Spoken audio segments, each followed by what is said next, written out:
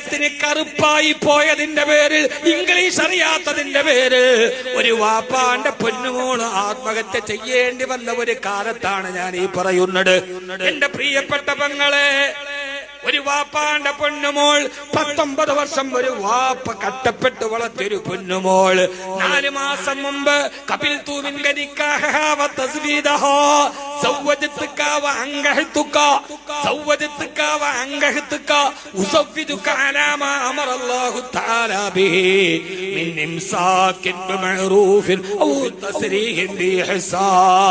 ആ വാപ്പ വിറക്കുന്ന ചുണ്ടുകളോട് 19 വർഷം കൈവെള്ളയിൽ കൈവല്യം പോലെ കാത്തു സൂക്ഷിച്ച പൊന്നുമോളെ പുതിയാപ്ലയുടെ കയ്യിലേക്ക് ഏൽപ്പിക്കുമ്പോ ആ വാപ്പ പറയുന്ന ഒരു വാക്കുണ്ട്, അറബി അറിയില്ലെങ്കിൽ ഭർത്താക്കന്മാരെ, ഭർത്താവിന്റെ കുടുംബമേ ശ്രദ്ധിച്ച് കേൾക്കുക. എന്റെ മകളെ ഞാൻ ഇപ്പൊ നിന്റെ കയ്യിൽ ഏൽപ്പിക്കുന്നത് 19 വർഷം വരെ ഞാൻ കാത്തു സൂക്ഷിച്ച എന്റെ പൊന്നുമോളെ.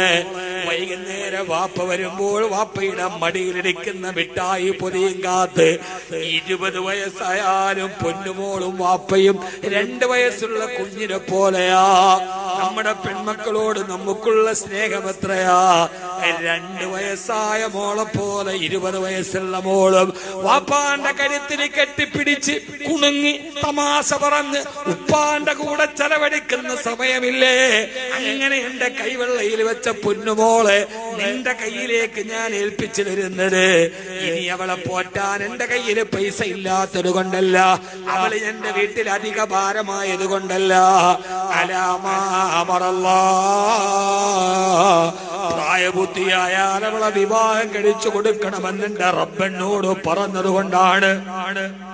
എന്റെ അള്ളാനെ അനുസരിക്കുകയാണ് ഞാൻ.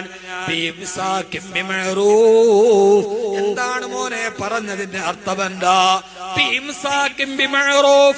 എന്റെ മകളുടെ ഏതെങ്കിലും ഒരു സ്വഭാവം നിനക്ക് ഇഷ്ടപ്പെട്ടില്ലെങ്കിൽ ഇഷ്ടപ്പെട്ടതുപോലെ അഭിനയിച്ചിട്ട് ചേർത്ത് നിർത്തണേ. അതല്ല സഹിക്കാൻ കഴിഞ്ഞില്ലെങ്കിൽ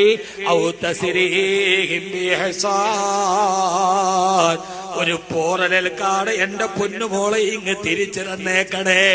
എന്റെ മകൾക്ക് കുറവുണ്ടാവാം, എന്റെ മകൾക്ക് നിറം കുറവുണ്ടാവാം, അതിന്റെ പേരിൽ അവളെ കൊത്തിപ്പറിക്കരുതേ, അവളുടെ അഭിമാനത്തെ വ്രണപ്പെടുത്തരുതേ.